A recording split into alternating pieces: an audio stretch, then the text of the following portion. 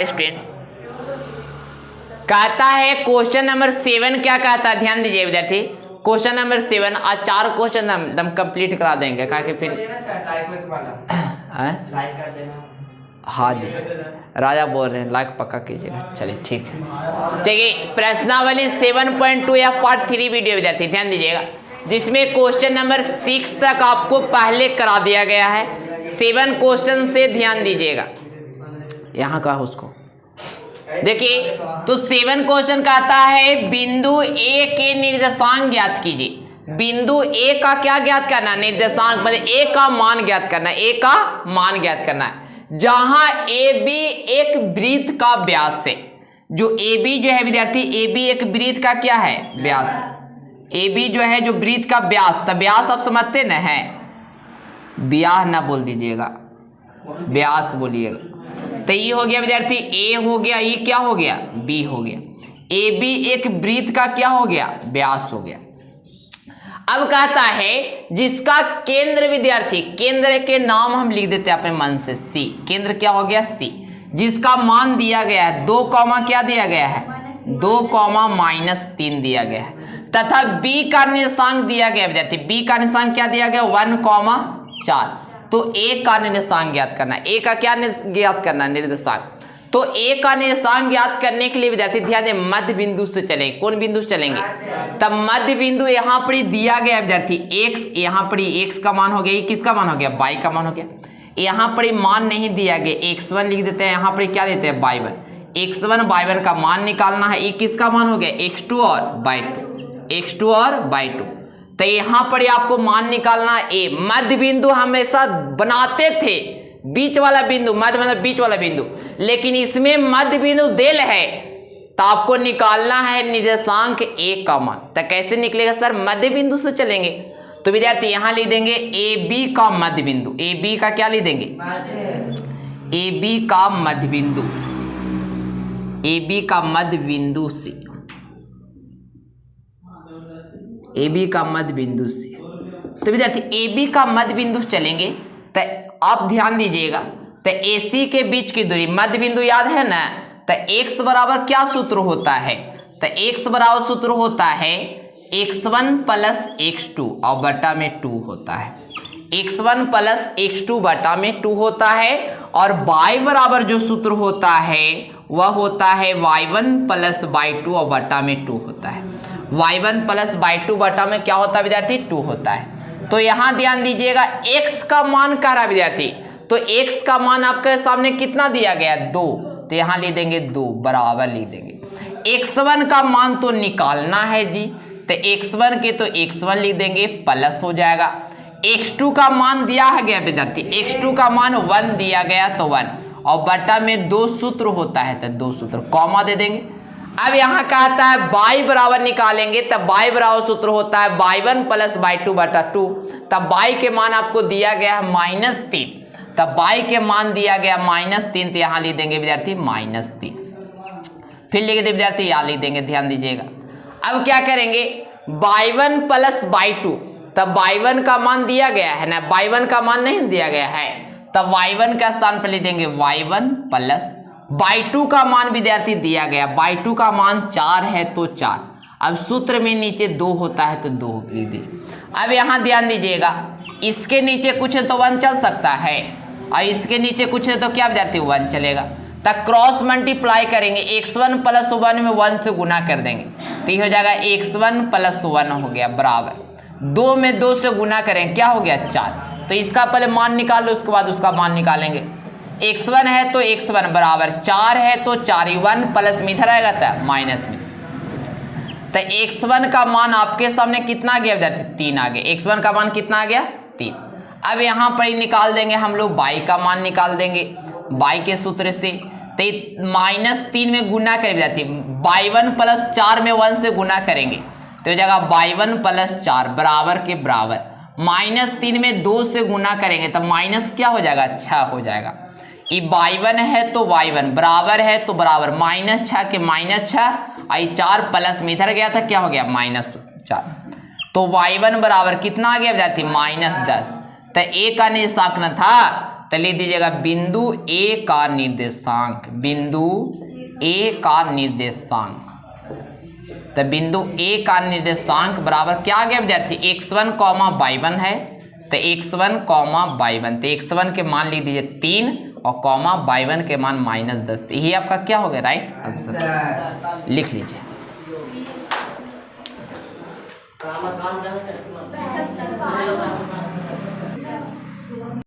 ये most important question है, ध्यान दीजिएगा। बिहार के लाइन है ओकरो इंसल्ट ना हो जाएगा देगा तो। यहाँ देखिए 8 क्वेश्चन विद्यार्थी मोस्ट इम्पोर्टेंट क्वेश्चन है, समझने का प्रयास कीजिए तब। देखिए इस साल का 2023 के लिए मोस्ट इम्पोर्टेंट क्वेश्चन 2023 में पूछेगा तब पूछेगा, नहीं पूछेगा तो जे कहिएगा सो और क्या बोले।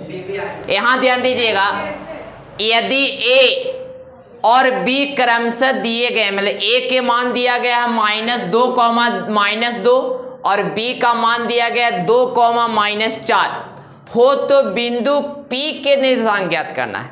तो बिंदु P का मान ज्ञात करना है, ज्ञात किए ताकि AP बराबर दिए गए, यही जो दिया गया है लइकन के लिए बहुत डिस्टर्ब कर देता है।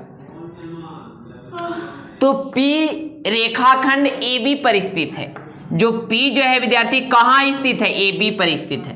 तब पहले AB एक रेखा लीजिए, तो E हो गया रेखा A, I रेखा हो गया B। तो AB पर स्थित है, क्या स्थित है, तब P रेखाखंड AB पर स्थित है, मतलब P क्या है विद्यार्थी, AB पर स्थित है। देखिए AB जो हो गया, AB पर कौन स्थित हो गया, P स्थित हो गया। और A का भी मान दिया गया है, बताइए A का मान दिया गया -2, -2 और B का मान दिया गया है 2, -4।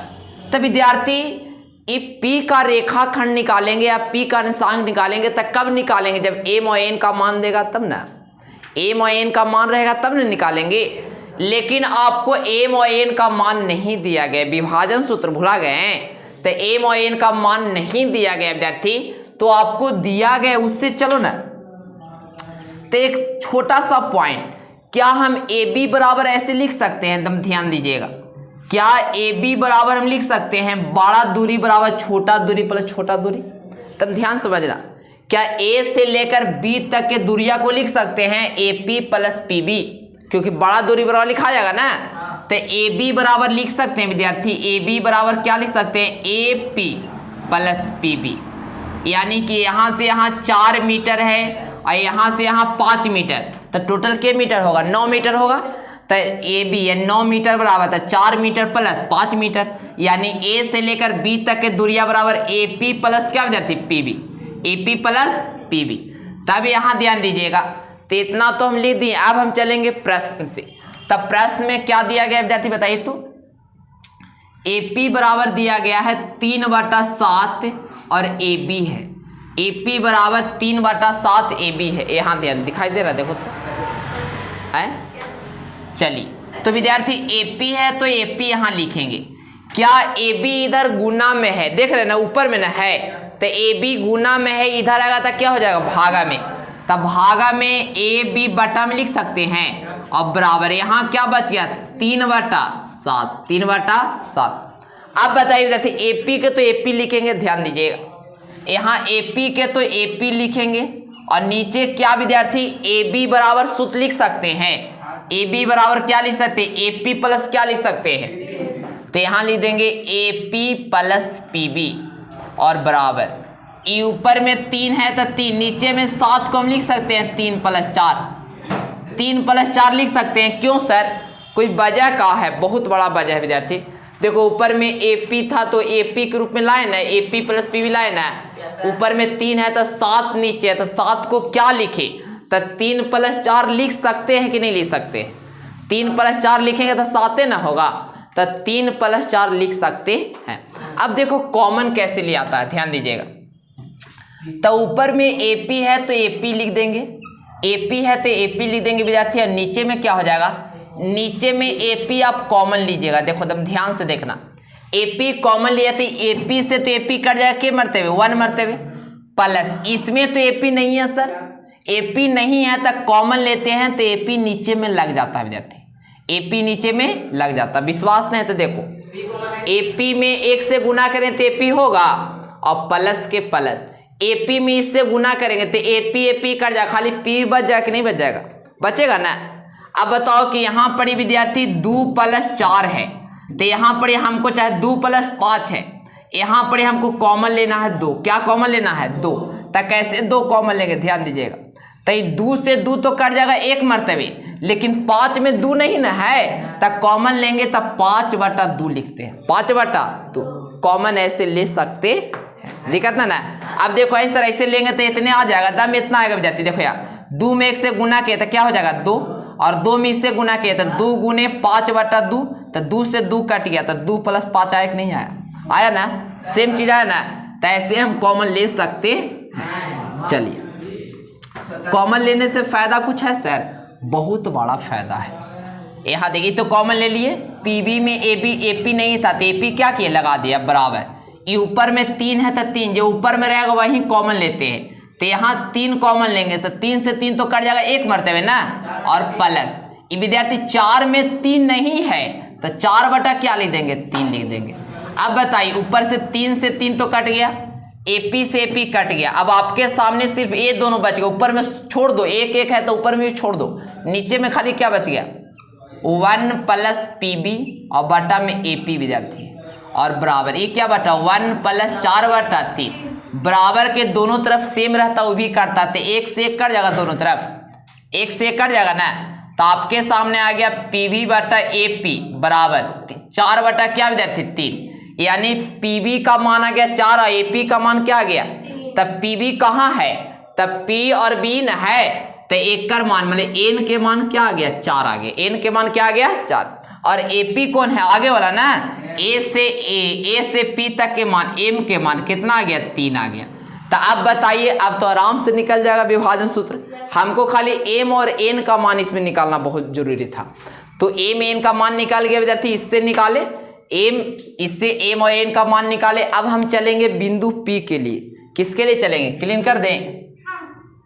चलिए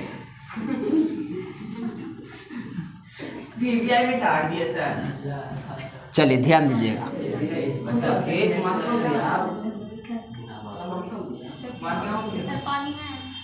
अभी आधा घंटा कुछ नहीं मिलेगा।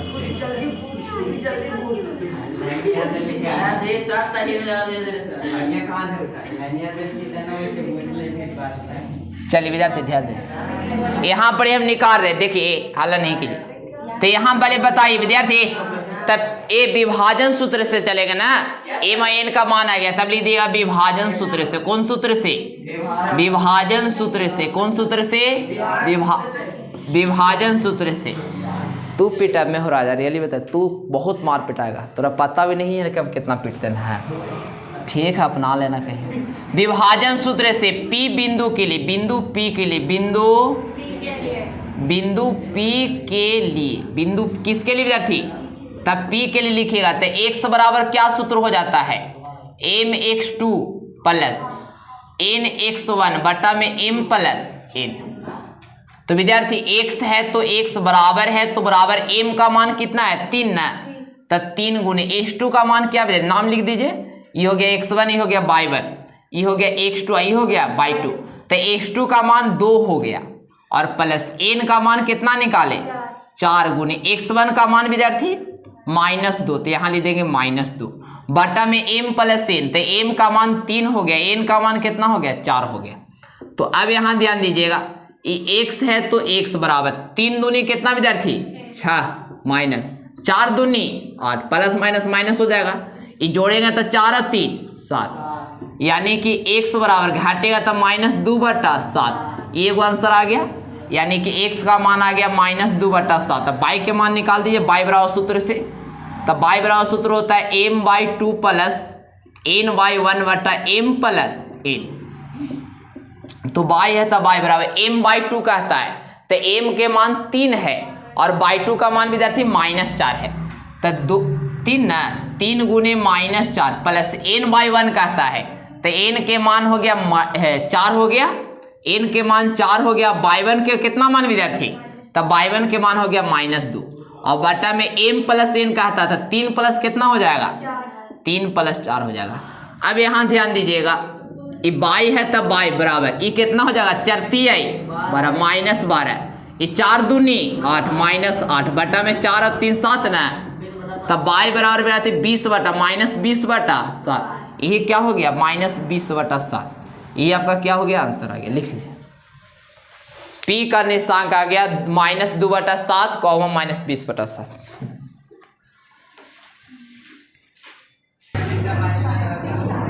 चलिए विद्यार्थी देखिए आगे नहावा के आगे देखिए।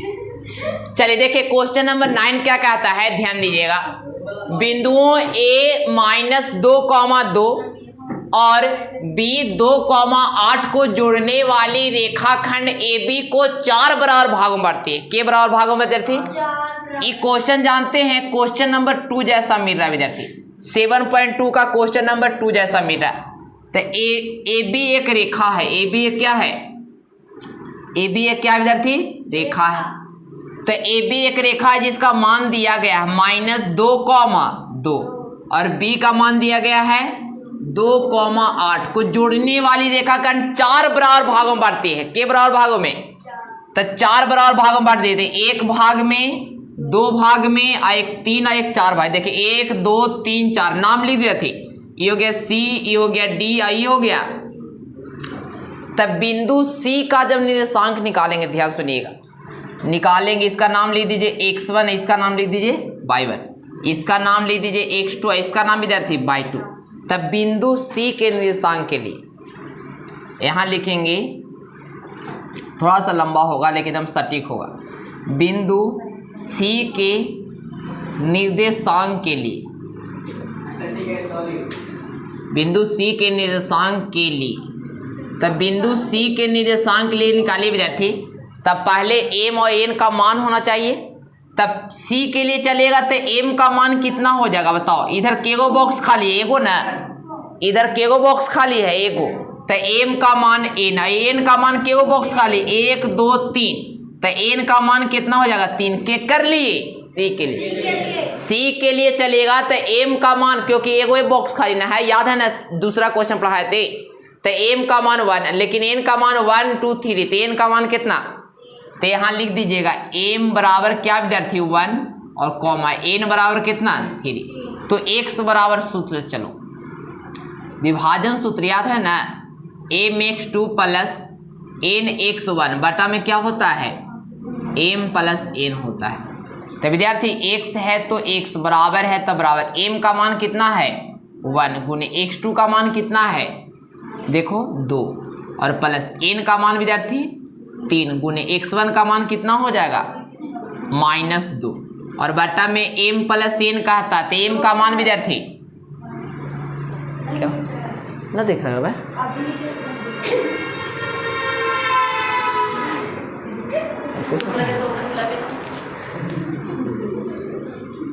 चलिए विद्यार्थी, तो यहां ध्यान दीजिएगा x है तो x बराबर है तो बराबर m x2 का था, तो m का मान कितना विद्यार्थी 1 गुने x2 का मान कितना हो जाएगा, तो x2 का मान किधर ही ना है, x2 का मान 2 प्लस n का मान कितना विद्यार्थी 3 और गुने x1 का मान कितना विद्यार्थी -2 ना, तो -2 बट्टा में कहता है m + n कहता है, m + n कहता है। तो m का मान 1 और n का मान 3, तो 1 + 3। अब यहाँ ध्यान दीजिएगा x है तो x बराबर है तब बराबर 2 में 1 से गुना करेंगे तब 2 प्लस 3 दूनी 6, लेकिन प्लस माइनस 3 दूनी 6 और बट्टा में 3 है कितना विद्यार्थी 4।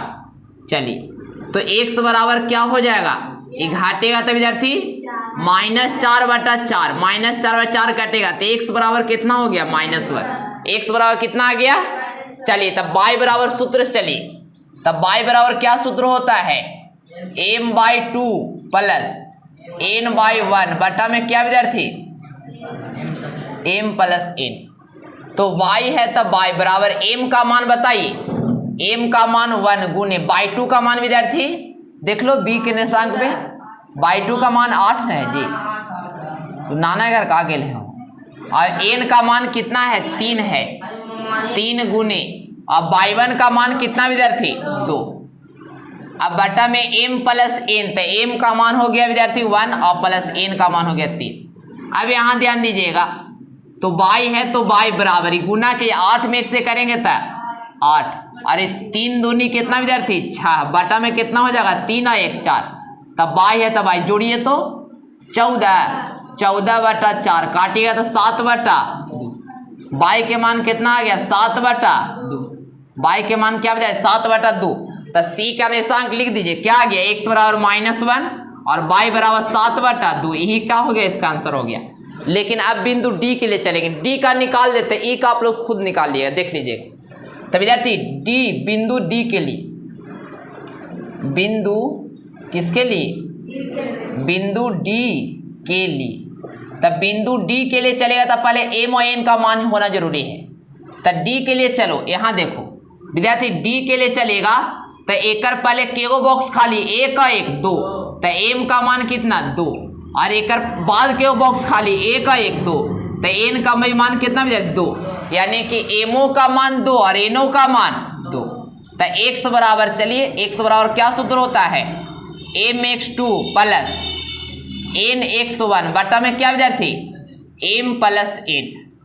तो बताइए x है तो x बराबर है तो बराबर m का मान कितना हो जाएगा 2 गुने x2 का मान विद्यार्थी, x2 का मान कितना है ई वाली में चलेगा, यही दोनों में, इसमें नहीं चलना है। x2 का मान 2 है तो 2 हो जाएगा, प्लस n का मान 2 न है तो 2 गुने x1 का मान कितना है -2, तो -2 बटा में आ जाइए 2 और 2, तो 2 प्लस 2, हम 2 के तो लाइन लग गया इसमें ना, x है तो x बराबर 2 दूनी 4 और प्लस माइनस माइनस 2 दूनी 4 और 2 और 2 4, वाह वाह क्वेश्चन। x बराबर घाटेगा तो 0 बटा 4 और कितना हो जाएगा विद्यार्थी x बराबर 0। चलिए अब y से चलिए, y से मान निकालिए, तब y बराबर m/2 प्लस n/1 बटा में m प्लस n, टंकी कर में लगल दो है।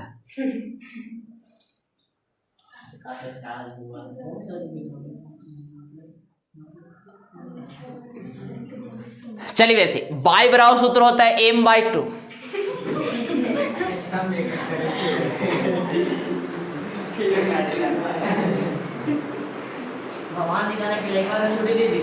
m/2 प्लस n/1 बटा में m प्लस n विद्यार्थी। तो यहाँ ध्यान दीजिएगा, y है तो y बराबर m का मान कितना है यही ना, तो 2 गुने y2 का मान विद्यार्थी, तो y2 का मान 8 प्लस n का मान भी 2 है और y1 का मान कितना है 2 और बटा में क्या हो जाएगा 2 प्लस 2 हो जाएगा। तो y है तो y बराबर 8 दूनी 16 प्लस 2 दूनी 4 और बटा में 4, 16 और 4 कितना विद्यार्थी 20, 16 और 4 20, 20 बटा 4 5, कौन है जी ऐसा जी लेकिन ये 5 हो गया। तो विद्यार्थी 0,5 ना, तो एक मान तो 0,5 आ गया। अभी ई के लिए निकालिएगा तो ए में इनका मान निकाल देते, आप निकाल लेना। तो ई के लिए चलिए, खास करके ई के लिए विद्यार्थी, तो ई के लिए एम का मान कितना हो जाएगा, एक पहले केगो बॉक्स 1 2 3, तो एम का मान 3 और एन का मान कितना विद्यार्थी एन का मान 1, एकदम सेम ऐसे नहीं बन जाएगा, एक्स बराबर वाई बराबर निकाल दीजिएगा। चलिए, और आपको आता है नहीं, अगर दिक्कत है तो आप नीचे आपका कमेंट बॉक्स में आप कमेंट कीजिए। चलिए लिखो, चलो उतारो।